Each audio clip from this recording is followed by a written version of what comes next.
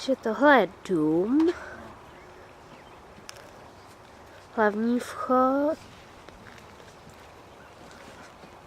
kde je Pearl, Chester a Stretch.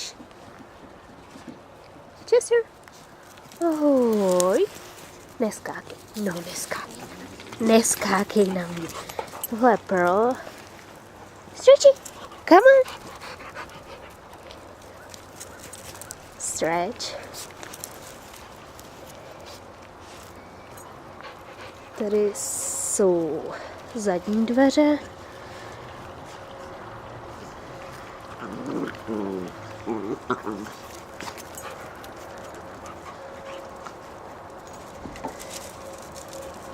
Pohled do lesa a na parkoviště, nebo co to je, a na Tonyho dílnu, kde pracuje většinou odpoledne. Tohle je příjezdová cesta a vzadu je domek babičky a dědečka. Tonyho policejní auto. Rybníček. A tady je cesta dolů na zahradu a ke slepicím.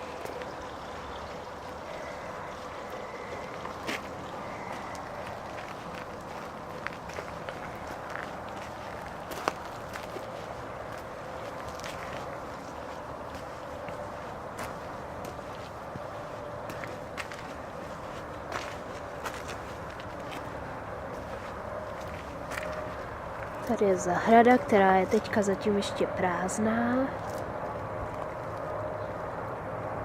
S hracím hřišťátkem pro Čejka a Nedna. A slepice.